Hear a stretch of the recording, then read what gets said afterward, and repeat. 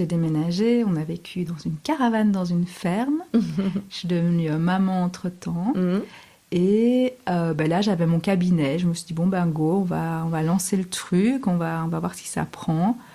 Et le fait qu'on dise toujours, il faut 3 ans pour que ton activité marche, je peux effectivement conclure que après 3 ans, ça commence à démarrer. Oui, c'est vrai. Parce que voilà, au début, ça péclote un peu, on a quelques patients, mais en vivre pleinement, c'est pas forcément facile. Mais j'avais vraiment cette envie-là, en fait, d'être indépendant, d'avoir mon cabinet, de recevoir les gens chez moi et de plus être en institution, en fait. Ouais, tu as besoin de cette liberté. Ouais. Donc j'ai gardé encore un peu un pied dans une institution. J'ai travaillé avec lire et écrire un temps.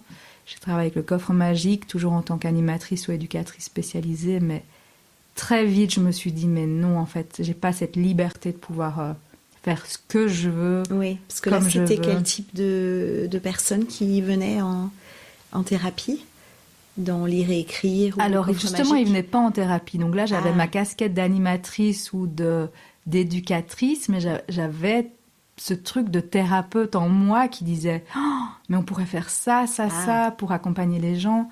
Typiquement, à lire et écrire, je me disais mais les personnes, pour qu'elles apprennent le français, il faut déjà qu'elles aillent bien psychiquement. C'était des personnes migrantes, c'est ça. Okay. Et donc pour moi, il y avait d'abord un travail de fond, de venir soigner, d'écouter, de mettre en lumière ce qui s'était passé, puis de venir guérir cette partie-là pour pouvoir après apprendre le français. Ouais. Parce que pour moi, ces gens, leur priorité, c'est pas le français. C'est régler leur papier administratif, c'est venir déposer un trauma, et puis...